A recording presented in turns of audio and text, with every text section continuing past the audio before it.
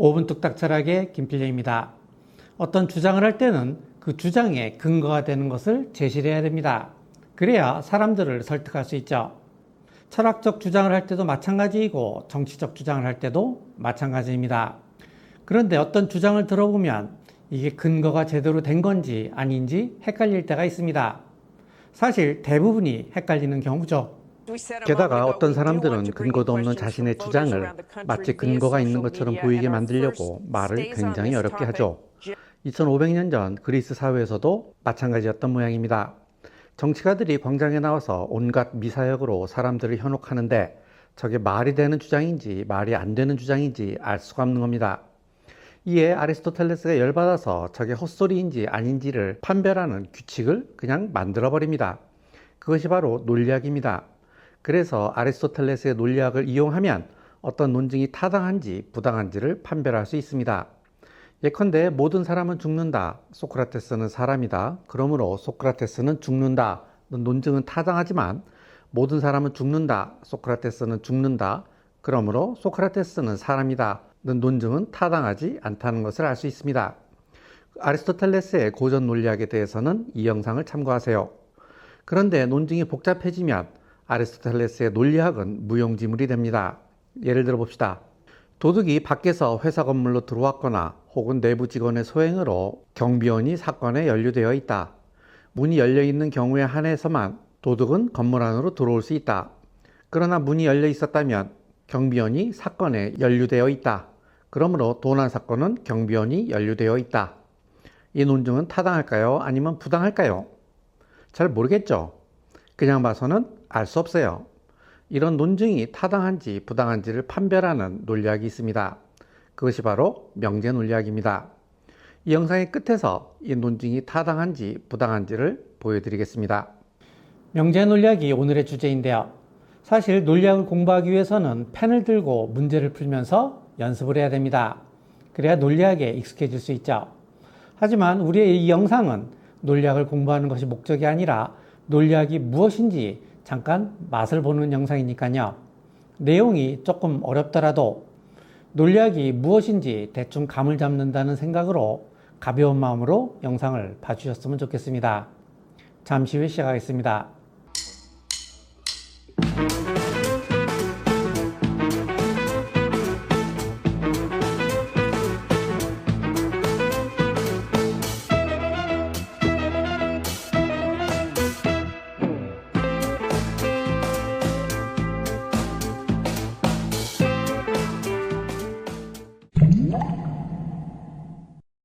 먼저 몇 가지 용어 정리를 해보자. 인간의 말은 문장들로 구성되어 있죠. 명제란 문장들 중에서 참이나 거짓이 있는 문장을 말합니다. 참이나 거짓이 없는 문장은 명제가 아니라는 말이죠. 예컨대 이 꽃 참 예쁘다와 같은 감탄문이나 너 밥 먹었니? 와 같은 의문문은 문장이긴 하지만 명제는 아니에요. 눈이 온다, 나 눈이 오면 길이 미끄럽다와 같이 참과 거짓이 있는 문장을 명제라고 합니다. 그 중에서도 눈이 온다와 같은 명제를 단순 명제라고 하고 둘 이상의 단순 명제가 결합된 명제, 눈이 오면 길이 미끄럽다와 같은 명제를 복합 명제라고 합니다. 복합 명제에는 5가지가 있습니다. 첫째, 부정문, not P로 쓰고요. 이것은 P가 아니다, P는 거짓이다 라는 의미입니다. 연합문, P and Q라고 쓰고요. P이다 그리고 Q이다 라는 의미입니다. 그리고 선언문 P 또는 Q라고 쓰고요. P이다 또는 Q이다 라는 의미입니다. 그리고 조건문 P이면 Q이다. 말 그대로 P이면 Q이다 라는 의미입니다. 그리고 쌍조건문 P와 Q를 양쪽 화살표로 연결합니다. P이면 Q이다 그리고 Q이면 P이다 라는 의미입니다. 간단하죠? 논리학 별거 아니에요. 이제 이러한 복합 명제들의 진리값에 대해서 봅시다. 먼저 부정문, P가 참이면 not P는 거짓이고 P가 거짓이면 not P는 참이 됩니다. 연합문, P와 Q가 참일 때만 P and Q는 참이고 P와 Q 중에 하나만 거짓이더라도 P and Q는 거짓이 됩니다. 다음 선언문, P와 Q 중에 하나만 참이어도 P 또는 Q는 참이 됩니다. 그리고 P와 Q 모두 거짓일 때만 P 또는 Q는 거짓이 됩니다. 다음 조건문. P가 참이고 Q가 거짓일 때만 거짓이고 나머지 경우들은 전부 참이 됩니다. 쌍조건문. P 쌍조건문 Q는 P는 Q이다 그리고 Q는 P이다 라고 했죠. 그런데 P이면 Q이다의 진리값은 TFTT이고 Q이면 P이다의 진리값은 TTFT가 되겠죠. 따라서 이것을 AND로 묶은 것은 P이면 Q이다와 Q이면 Q이다의 진리값이 모두 참일 때만 참이 됩니다. 따라서 P 쌍조건문 Q의 진리값은 TFFT가 됩니다. 조건문의 진리 조건과 필요 충분 조건에 대해서는 이 영상을 참고하세요. 자, 이제 복합명제의 진리값을 보았으면 이제 논증의 타당성을 판별할 수 있습니다. 논증의 타당성을 판별하는 방법에는 두 가지가 있는데요. 진리표를 이용하는 방법과 자연 연역을 이용한 방법입니다. 먼저 진리표를 이용하여 논증의 타당성을 판별하는 방법을 봅시다. 전제 1. 아인슈타인은 광전자 효과 또는 상대성 이론으로 노벨상을 받았다. 전제 2. 그런데 아인슈타인은 광전자 효과로 노벨상을 받았다. 결론. 따라서 아인슈타인은 상대성 이론으로 노벨상을 받지 않았다. 여기서 아인슈타인은 광전자 효과로 노벨상을 받았다를 명제 P라고 놓읍시다. 그리고 아인슈타인은 상대성 이론으로 노벨상을 받았다는 명제를 명제 Q라고 봅시다. 그러면 전제 1은 P 또는 Q죠. 그리고 전제 2는 P이고 결론은 not Q가 됩니다. 여기에서 파란색은 전제이고 빨간색이 결론입니다. 자, 이에 대한 진리표를 그려봅시다. P 또는 Q의 진리값은 TTTF가 되죠. 그리고 not Q의 진리값은 FTFT가 됩니다. 그러면 이 논증은 타당할까요? 부당할까요? 이것을 판별하기 위해서는 타당하다는 것이 무슨 의미인지 알아야겠죠. 타당한 논증이란 전제가 참일 때 결론이 필연적으로 참인 논증을 말합니다. 전제가 실제로 참인지 거짓인지는 모르겠고 다만 전제가 참이라면 결론이 참인 논증이 타당한 논증이라는 말입니다. 그러면 부당한 논증이 뭐겠어요? 부당한 논증이란 전제가 참일 때 결론이 거짓인 경우가 있는 논증을 말합니다. 다시 한번 말하지만 타당한 논증, 부당한 논증은 실제로 전제가 참인지 거짓인지 따지지 않아요. 다만 전제가 참이라면 결론이 어떨까라는 점을 따지는 겁니다. 즉 논증의 형식만을 따지는 것이지 논증의 내용을 따지는 것이 아니라는 말입니다. 그러면 이 논증은 타당할까요? 부당할까요? 이 논증은 부당한 논증이에요. 왜냐하면 이 경우 전제가 참인데 거짓인 경우가 하나 있죠. 따라서 이 논증은 부당한 논증입니다. 자, 논증을 하나 더 봅시다. 전제 아리조나호 또는 미주리호는 일본의 진주만 공격 때 격침되지 않았다.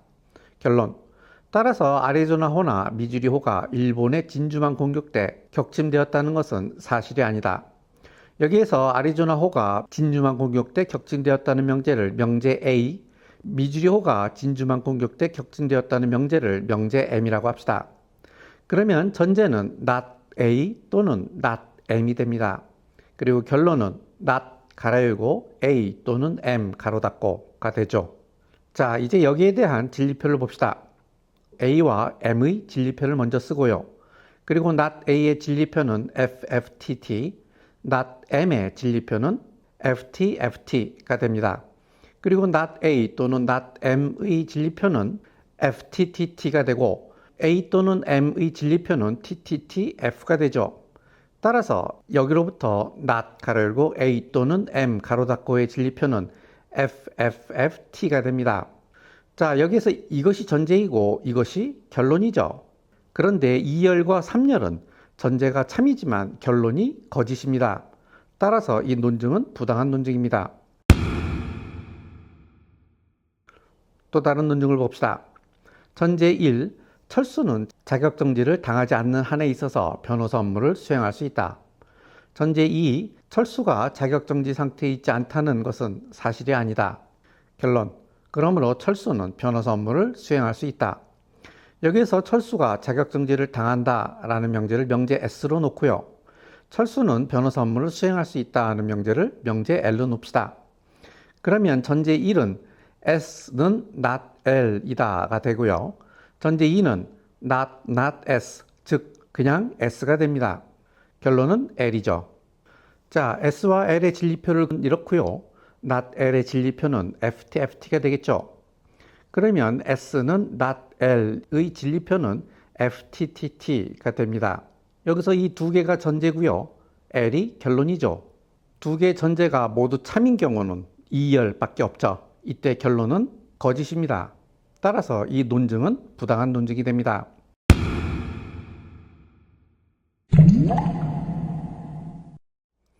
이제 자연연역을 이용하여 논증의 타당성을 판별하는 방법을 봅시다. 자연연역을 이용하기 위해서는 추론 규칙을 알아야 하는데요. 대략 20개의 추론 규칙들을 알아야 합니다. 먼저 10개의 기본 추론 규칙을 봅시다. 선언 제거, A 또는 B, not A면 B이다. 철수는 남자 아니면 여자이다. 그런데 철수는 남자가 아니다. 따라서 결론, 철수는 여자이다. 선언 도입, 전제 A, 결론 A 또는 B. 예컨대 철수는 남자이다. 결론, 철수는 남자이거나 여자이다. 연원 제거, 전제 A and B, 결론 A. 철수는 남자이고 회사원이다 가 참이라면 철수는 남자이다 라는 결론을 내릴 수 있습니다. 연원 도입, 전제 A, 전제 B, 결론 A and B. 철수는 남자이다가 참이고 철수는 회사원이다가 참이면 철수는 남자이고 회사원이다 라는 결론을 내릴 수 있습니다. 조건 제거, 전제 A이면 B이다. A, 결론 B. 비가 오면 땅이 젖는다가 참이고 비가 오면 우리는 땅이 젖는다는 결론을 내릴 수 있습니다. 조건 도입, A를 가정하고 이때 B가 나오면 A이면 B이다 라는 결론을 내릴 수 있습니다. 예컨대 비가 온다고 가정을 하고 이때 땅이 젖으면 우리는 비가 오면 땅이 젖는다는 결론을 내릴 수 있습니다. 쌍조건 도입, 전제 A이면 B이다. 전제 B이면 A다. 결론 A, 쌍조건문 B.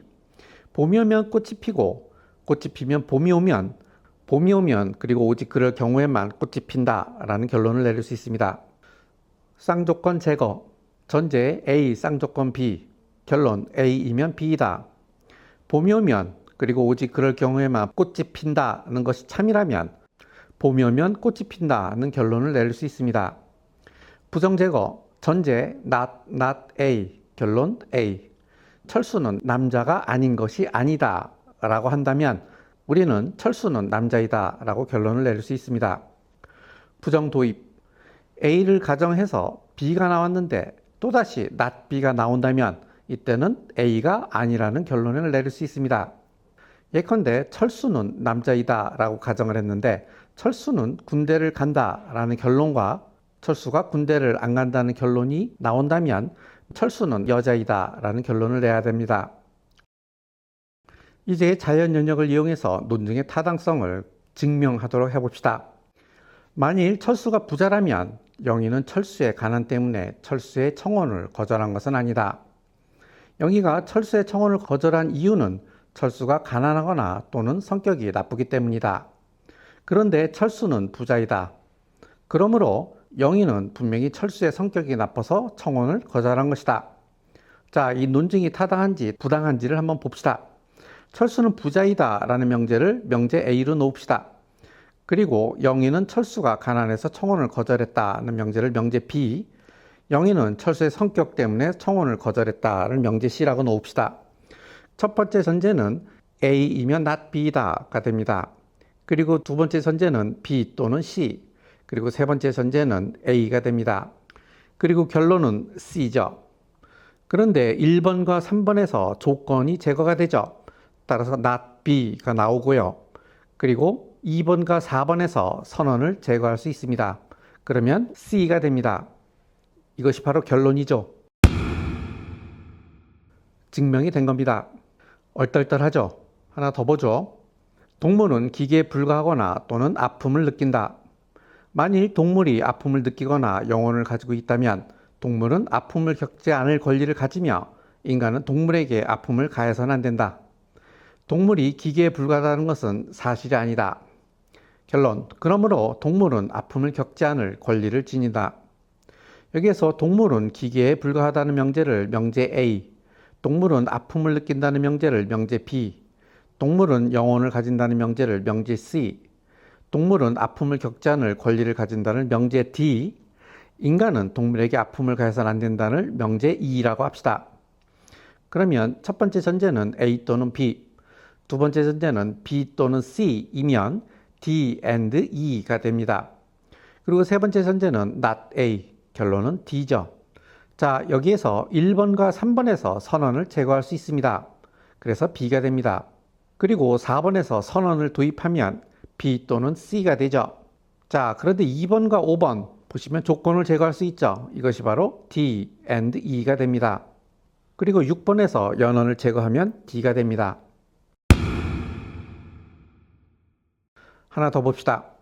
우리는 우리 자신의 자발적 욕망을 따르거나 타자의 욕망을 따라야 한다. 만약 우리가 타자의 욕망을 따른다면 자칫 불행해질 수 있다. 그러므로 그러한 불행은 피해야 한다. 결론. 그러므로 우리는 우리 자신의 자발적 욕망을 따라야 한다. 여기에서 우리는 자발적 욕망을 따라야 한다는 명제를 명제 A, 우리는 타자의 욕망을 따라야 한다는 명제를 명제 B, 우리는 불행해질 수 있다는 명제를 명제 C라고 합시다. 첫 번째 전제는 A 또는 B가 되고 두 번째 전제는 B이면 C가 됩니다. 그리고 세 번째 전제는 not C, 결론은 A죠. 자, 여기에서 not A라고 한번 가정을 해봅시다. 그러면 1번과 4번에서 선언이 제거되죠. 따라서 B가 나옵니다. 그리고 2번과 5번에서 조건을 제거할 수 있습니다. 그러면 C가 나오죠. 자, 그런데 모순이 생겼죠. 3번에서는 not C를 6번에서 C가 나왔습니다. 따라서 모순이 생긴 겁니다. 이 모순이 왜 생겼을까요? 그것은 not A를 가정했기 때문입니다. 따라서 A라고 결론을 내릴 수 있습니다. 이것이 바로 결론입니다. 이번엔 기본 추론 규칙에서 파생된 추론 규칙에 대해서 보겠습니다. 후건 부정, 전제 A이면 B이다, not B이다, 결론 not A다. 봄이 오면 꽃이 핀다. 그런데 꽃이 피지 않았다. 그러므로 봄이 안 왔다는 결론을 내릴 수 있습니다. 연쇄논법, 전제 A이면 B이다, B이면 C이다. 결론 A이면 C이다. 봄이 오면 꽃이 핀다. 꽃이 피면 기분이 좋다. 따라서 봄이 오면 기분이 좋다 라는 결론을 내릴 수 있습니다. 대유규칙, A이면 B이다. 결론 not B이면 not A다. 전제 봄이 오면 꽃이 핀다가 참이면 우리는 꽃이 안 피면 봄이 안 온 것이다 라는 결론을 내릴 수 있습니다. 약화규칙, 전제 B이다. 결론 A이면 B이다. 꽃이 핀다가 참이라면 봄이 오면 꽃이 핀다 라는 결론을 내릴 수 있습니다. 드모르간 규칙, 전제 not A 또는 B, 결론 not A and not B. 철수는 가수 또는 연기자인 경우가 아니다가 전제라면 우리는 철수는 가수도 아니고 연기자도 아니다 라는 결론을 내릴 수 있습니다. 그리고 전제가 not A and B이면 결론 not A 또는 not B라고 말할 수 있습니다. 예컨대 철수는 가수이고 연기자인 경우가 아니다가 참이라면 우리는 철수는 가수가 아니거나 연기자가 아니다 라는 결론을 내릴 수 있습니다. 단순 함축 규칙, 전제 A이면 B이다. 결론 not A 또는 B. 전제 봄이 오면 꽃이 핀다가 참이라면 우리는 봄이 오지 않거나 꽃이 핀다 라는 결론을 내릴 수 있습니다. 단순 양도론법, 전제 A이면 C, B이면 C, A 또는 B, 결론 C. 버스 타면 학교에 늦는다. 그리고 지하철을 타면 학교에 늦는다. 그런데 버스나 지하철을 타야 한다면 우리는 학교에 늦는다는 결론을 내립니다. 복합 양도론법, 전제 A이면 C이다. B이면 D이다. A 또는 B이다. 결론 C 또는 D이다. 진실을 말하면 사람의 심판을 받는다. 거짓을 말하면 역사의 심판을 받는다. 진실을 말하거나 거짓을 말해야 한다. 결론. 따라서 우리는 사람의 심판을 받거나 역사의 심판을 받는다는 결론을 내릴 수 있습니다. 이제 조금 더 복잡한 형태의 논증을 봅시다. 자동차 수입이 많아지면 일자리가 줄지 않는다는 주장은 거짓이거나 또는 국내 자동차 산업이 첨단화되면 국내 기계 산업이 붕괴되지 않을 것이다. 그런데 만일 자동차 수입이 많아지면 국내 자동차 산업은 첨단화된다. 그리고 자동차 산업이 첨단화되면 일자리는 줄어들지 않을 것이다. 그러므로 만일 자동차 수입이 많아져도 국내 기계 산업은 붕괴되지 않을 것이다. 자동차 수입이 많아진다는 명제를 명제 A, 일자리가 줄어든다는 명제를 명제 B, 국내 자동차 산업이 축소된다는 명제를 명제 C, 국내 기계 산업이 붕괴된다는 명제를 명제 D라고 합시다. 첫 번째 전제는 not A이면 not B 또는 C이면 not D다가 됩니다. 두 번째 전제는 A이면 C다. 세 번째 전제는 C이면 not B다. 결론 A이면 not D다. 자, 그런데 2번과 3번에서 연쇄논법을 적용하면 A이면 not B다가 됩니다. 여기에서 1번과 4번에서 선언을 제거할 수 있습니다. 그러면 C이면 not D다가 됩니다. 그리고 다시 2번과 5번에서 연쇄논법을 적용하면 A이면 not D다가 됩니다. 이것이 바로 결론입니다. 다음 논증을 봅시다. 신은 전지전능 전선한 완전한 존재자이다. 우리는 신이라는 개념을 이해하고 있다. 만일 우리가 신이라는 개념을 이해한다면 신은 우리의 이해 속에 존재한다. 만일 신이 우리의 이해 속에 존재하고 신이 실제하지 않는다면 신은 완전한 존재자가 아니다. 결론, 그러므로 신은 실제한다. 여기서 신은 완전한 존재자이다를 명제 A, 우리는 신이라는 개념을 이해한다는 명제 B, 신은 우리의 이해 속에 존재한다를 명제 C, 그리고 신은 실제한다는 것을 명제 D라고 합시다. 그러면 첫 번째 전제는 A, 두 번째 전제는 B, 세 번째 전제는 B이면 C다. 네 번째 전제는 C and not D이면 not A다. 결론 D다. 여기서 2번과 3번에서 조건을 제거할 수 있습니다. 그러면 C가 나오죠. 그리고 1번과 4번에서 후건을 부정하면 not C and not D가 됩니다. 여기에 드모르간 규칙을 적용하면 not C 또는 D가 되죠. 5번과 7번에서 선언을 제거할 수 있죠. 그러면 D가 나옵니다. 이것이 바로 결론입니다. 이제 마지막으로 논증을 하나 더 봅시다. 이것이 맨 처음에 이야기했던 바로 그 논증입니다. 도둑이 밖에서 회사 건물로 들어왔거나 혹은 내부 직원의 소행으로 경비원이 사건에 연루되어 있다. 문이 열려있는 경우에 한해서만 도둑은 건물 안으로 들어올 수 있다. 그러나 만일 문이 열려 있었다면 경비원이 사건에 연루되어 있다. 그러므로 도난 사건은 경비원이 연루되어 있다. 여기서 도둑이 밖에서 회사 건물로 들어왔다는 것을 명제 A, 사건은 내부 직원의 소행이다 라는 명제를 명제 B, 그리고 사건에 경비원이 연루되어 있다는 명제를 명제 C, 문이 열려 있다는 명제를 명제 D라고 합시다. 첫 번째 전제는 A 또는 B and C가 됩니다. 두 번째 전제는 A이면 D다. 세 번째 전제는 D이면 C다. 따라서 결론은 C가 됩니다. 여기에서 not C라고 일단 가정을 해봅시다. 그러면 3번과 4번에서 후건 부정 규칙을 적용하면 not D가 됩니다. 그리고 2번과 5번에서도 다시 후건 부정을 적용하면 not A가 되죠. 그리고 1번과 6번에서 선언을 제거할 수 있습니다. 그러면 B and C가 됩니다. 여기에서 연언을 제거할 수 있습니다. 그러면 C가 됩니다. 자, 그런데 not C를 가정했는데 C라는 결론이 나왔죠. 이러한 모순이 발생한 이유는 not C를 가정했기 때문입니다. 그래서 not C의 부정이 not C가 도출이 되고 이것은 바로 C가 됩니다. 이것이 바로 결론입니다. 우리는 언어를 통해서 세계를 기술하고 생각을 표현하고 어떤 주장을 합니다.